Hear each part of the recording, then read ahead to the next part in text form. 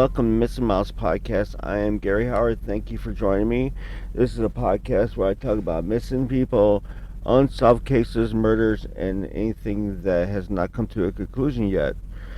And as a truck driver, I find these cases around the United States. So today's case brings us to North Carolina. I am delivering to Asheboro, North Carolina tomorrow.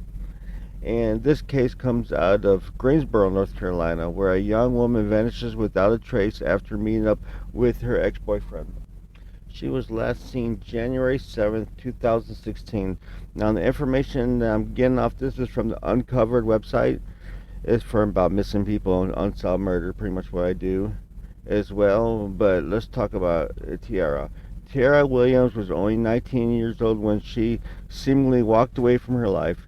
Tyarra Williams was kind, nurturing, and had a big heart. She had decided in her junior year of high school that she wanted to work with children, specifically those with special needs, as she felt like she could give them the love and compassion they deserve.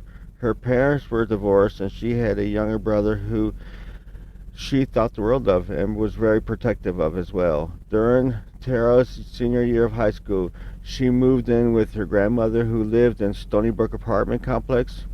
As a means of becoming more independent, when she graduated high school, she took a year off.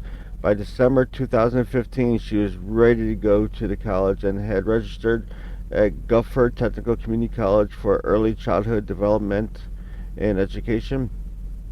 On the morning of January 7th, 2016, Tyarra went to Guilford to college to get her student ID and register for classes that were set to start the following week.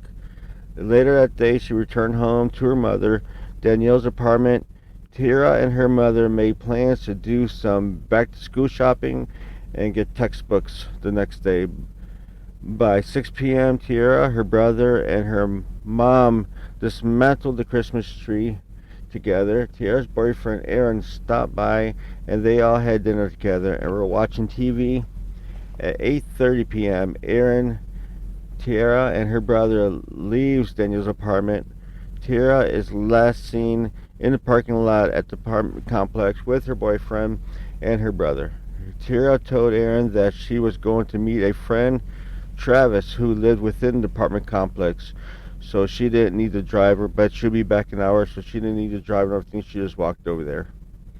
Aaron recalls not hearing the name Travis before, but didn't question it. Tyarra went to meet with Travis while Aaron and her boyfriend went to Aaron's home to play video games. By 9:30 p.m., Aaron returned back to Tyarra's grandmother's apartment, but Tyarra had not returned. He tried calling and texting her, but she was getting no response, no return calls, texts, or nothing. The next day, he stopped by the apartment again, and Tyarra has still not returned home. Aaron informed Tyarra's grandmother, who had then tried calling Tyarra's phone. When she didn't pick up, she got worried. Tyarra's grandmother contacted Danielle and noticed that Tyarra left her purse behind.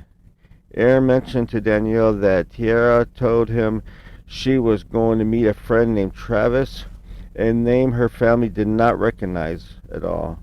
Danielle logged into Tyarra's Facebook, and it was discovered that Travis was an alias for her ex-boyfriends, so whose name was never released, so we don't know who this person is.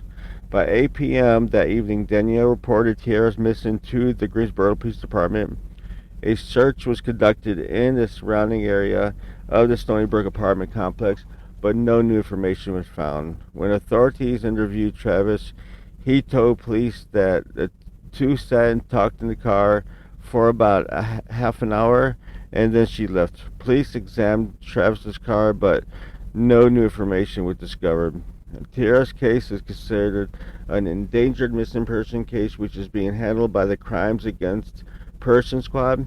Let me repeat that again. Being handled by the Crimes Against Person Squad within the Greensboro Police Department. Her family remains hopeful for return.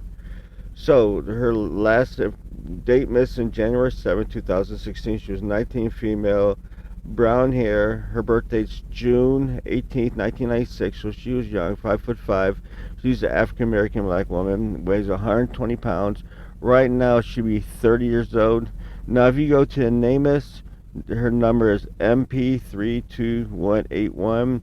Now I'll be posting pictures on her on my Missing Miles Facebook group, also along with my other podcast, Truck Stommer True Crime, and on my personal page, Gary Howard. So if you're around this area, North Carolina, that way you can see if you get her face imprinted in your mind. And so if you do see her, there's also a Facebook group. I'll put a link on that where her mother Danielle Williams created.